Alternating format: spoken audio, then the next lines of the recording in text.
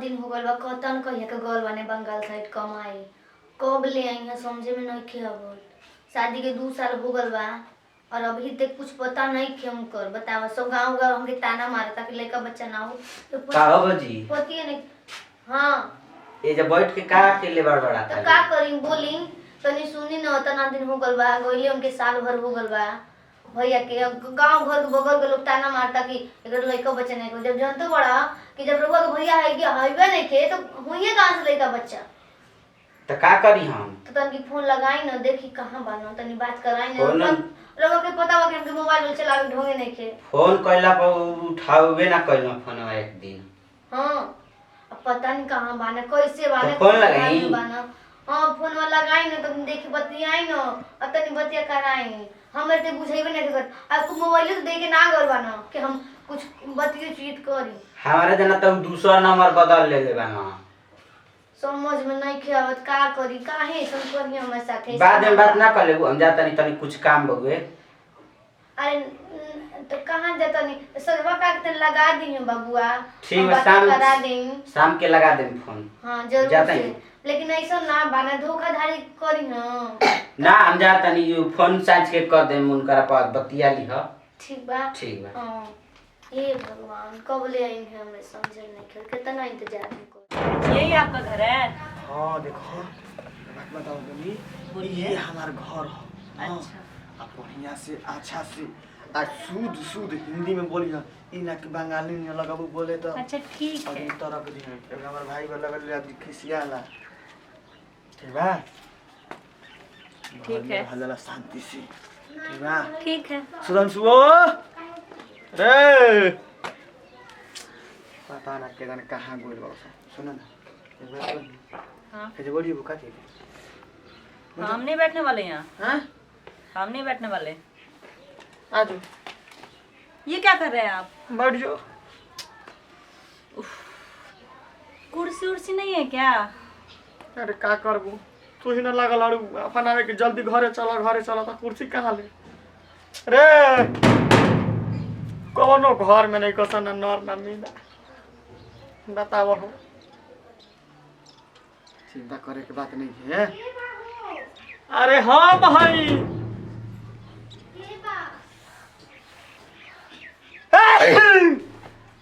अरे बाबू रहुआ आ गनी खुश रह भगवान तारा के खूब बनैले रह इतना दिल कहां रहनी रहुआ हमके छोड़ देखो हम और लागो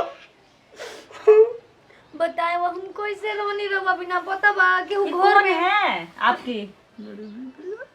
क्या हम आपसे बताए थे ना ए जी हाँ, के कब बाजी बताए थे?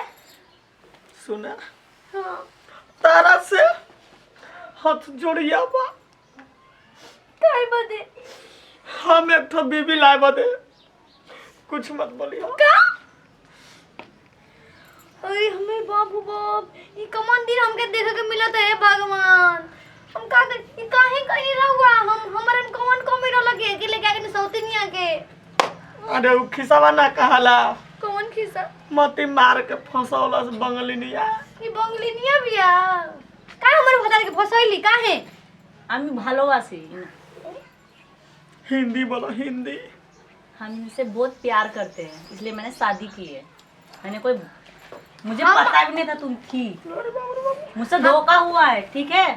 ए ज्यादा बोल भी ना हो तो जान लिए हमार भतार बा गांव जवार मिल के हम ऐसे मांग भर के हमार बियाह भइल बा तो हमको क्या ऐसे उठा के लेके चला है कि हां उठा के लेके आए हमारे हैं? घर से झोटवा कबार के पटक अरे पटक के वो मारे रजिस्ट्री करके लेके आए हमको। लिखा पड़ी बाइल बा अरे बा हमार तो किस्मत ये फूट गेल हम कहां जाई हो दादा हम समझ नहीं के ए भगवान ई का हो गए हमार माई बाप हमके कहां फंसा के चल गए ना देखा।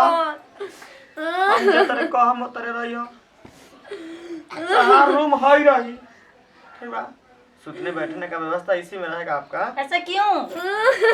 हम भी रहेंगे उसी में।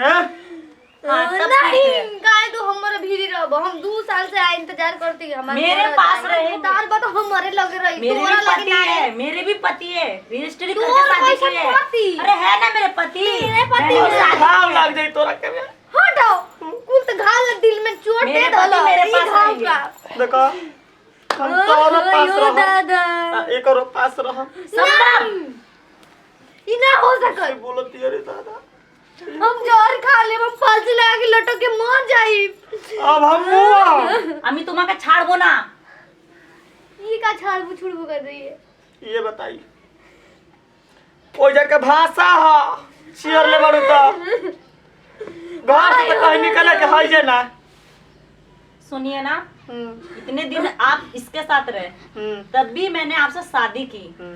अब मेरे पास ही ये रहिएगा। बहनी ये बच्चिया हमारे साथ एको दिन नहीं के रहली मरद हम 2 साल से घर में इंतजार तुम करत आनी समझो, तुम्हारा कर्म समझे, तुम्हारी हमको कुछ नहीं पता। काहे हमको नहीं पता हम तू प्यार हमारे किए काहे हैं, तुम कइला शादी काहे किए। कइला काहे हमरे साथ ऐसन कइला तू अब हम जिंदगी नाश हो गयो जा मर जा मर जा तू काहे मरबो हम तो नहीं ननी जाता दोनों जानी के हम विधवा कर दे हम के ऐसे मत बोलिए ना, आप मेरे पास है दुनिया की हर खुशी दूंगी मैं।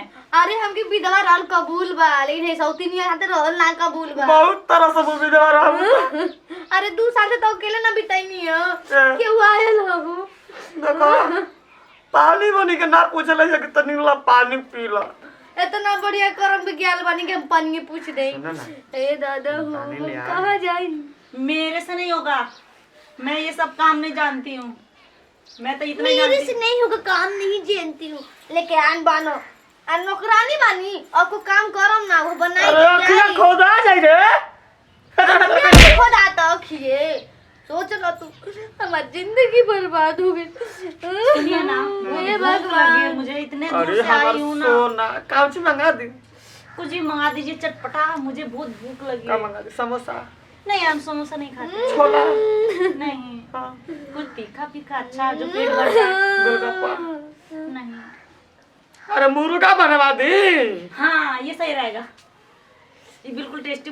चलो तब आज के रात मुर्गा के साथ अब बोल दीजिएगा इनको थोड़ा बना भी दे। हमारे घर में बना ये दे। ना बनी मुर्गा मछली हम साधु संत बानी बनेगा नहीं बनेगा बनेगा। ना बनी रे ना बनी तू कैसे बोला तू चलो। ढेटवा कबारी रे सर दर्द करता ना चलो आई हो चलो पापा दादा मुर्गा खियाई। हमार कपड़ा ना क्यों दबौले आज तो अरे हमारे कमरा हम कहां जात पड़ो निकलो अरे तनी कुछ काम ना ना ना हमारे कमरा ना जाके जाओ वहीं चल जाके दे हम फांसी लगा के मर जाई जातन जहर खा ले कोन नदी में कूद जाई डूब जाई हे भगवान हमार किस्मतिए फूट गइल हो दादा चलो बैठे जा बात है ना देखो ओके बैठा के आइल बने जल्दी चलो घर में तोहरो को बैठा दी रे दादा डबल मेहरारू से हम का नातियो बेटा छोड़ अरे हमके। चल ना रे हम ना जाई हम जाता नहीं हम जातने नदी में कूद के और धनिया मरे मर जाई हम नदी में कूद के गलती हो गई सोना चला आओ अब हम कल ना कहाँ जाए रे बंगाली वाला कहाँ चले दो कहां जाता नहीं आओ भाई ये करे कहाँ चले दो